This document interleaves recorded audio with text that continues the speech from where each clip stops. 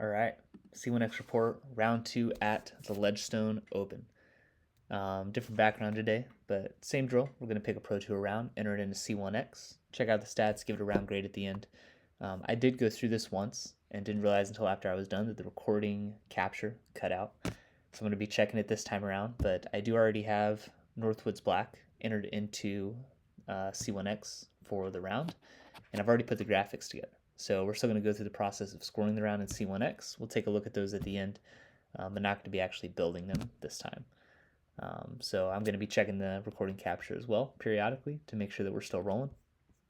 But typically on the day twos, I pick, for these 4-round tournaments, I pick the hot round of the day. And we had 2 of those in round 2. It was Paul McBeth and Silas Schultz.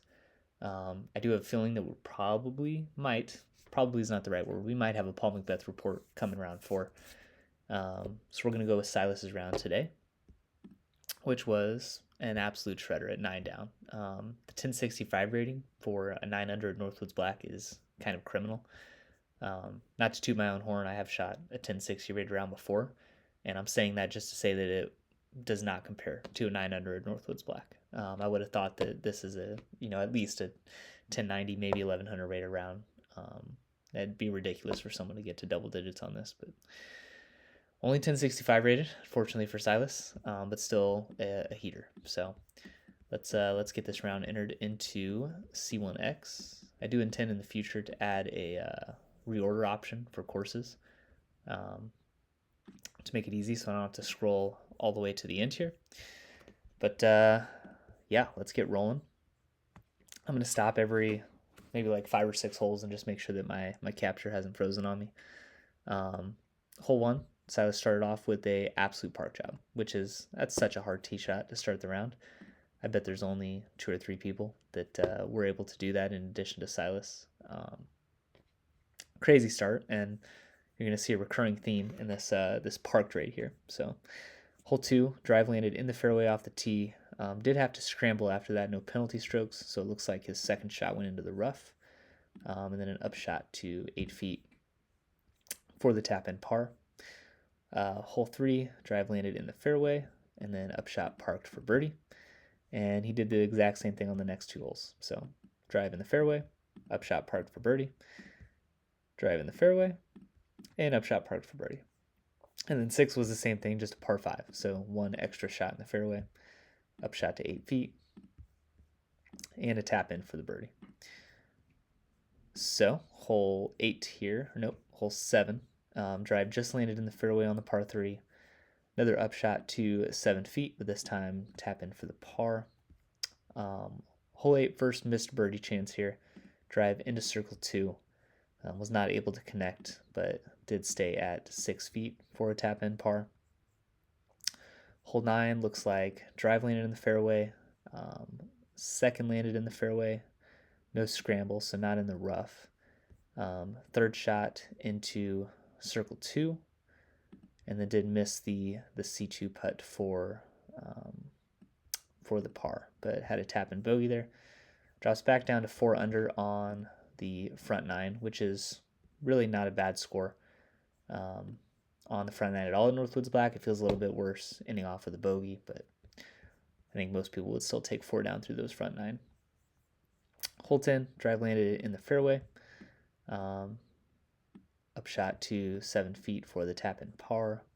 Hole 11, first good birdie connect on the day. Shouldn't say good birdie connect, but first time he had to actually putt for it, which is crazy.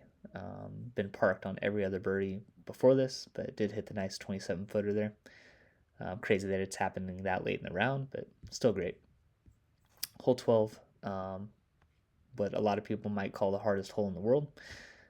Drive in the rough off the tee, but it looks like did a great job of scrambling. So 2 fairway shots, upshot to 16 feet, and then tap in for the par there. Hole 13, back on the birdie train, drive to in the fairway, upshot to 14 feet. Made another good C1X putt for birdie. Hole 14, looks like stayed in the fairway, wasn't able to get a good birdie look at it, but threw the upshot to 11 feet for a pretty much tap in par. Hole 15 in the fairway, another parked for birdie, upshot to 6 feet. Hole 6, another parked for birdie at 10 feet. And then 17, a 60-foot connect. That's crazy. So Silas was having a day. Drive to 60 feet, made the 60-footer to get to 9 down through the drive in the rough on 18 off the tee, but was able to scramble, which after you make that 60-footer, probably got a little adrenaline going. It's a pretty good job to scramble from the rough off that tee and give yourself a 10-footer for the tap-in par. So let's take a look at Silas's round here in C1X. Hit finish round. 33% C2. Hadn't made one up until 17. So it was 0 for 2, I think, up until that point. But you make 160-footer. I think that makes up for the rest of them. 100% C1X putting, ridiculous. 50% C1 in regulation at Northwoods Black is absurd. Round grade 9.42. That is the second highest round grade, I think, that I've given on C1X. I think I gave a perfect score. I can't remember if it was AB's round at the Monster, or Ezra's round at the Monster, or AB's round at the Beast at Worlds. One of those I gave a perfect score, but I think this might be the second highest round, which is, it's crazy, as it should be. A 9 down in Northwoods Black. The PDGA rating this round got is absolutely criminal. I think it should be at least 20 to 30 points higher than that. But the parked rate on this round was really the thing that's standing out to me. Doing it at Northwoods Black is, I keep saying at Northwoods Black just to emphasize, like, at the hardest course in the world, what most people I think would say is the hardest course in the world. Maybe the Monster's in that conversation, but certainly top two to park that many holes. Yeah, 39% parked for birdie. Insane, absolutely insane. Putting distances. So this graphic is where you're attempting most of your putts from. And this means that he is 70% of the putts he took in round 2, which would be yesterday at the time that I'm filming this. So 70% of the putts he took yesterday were inside of 11 feet.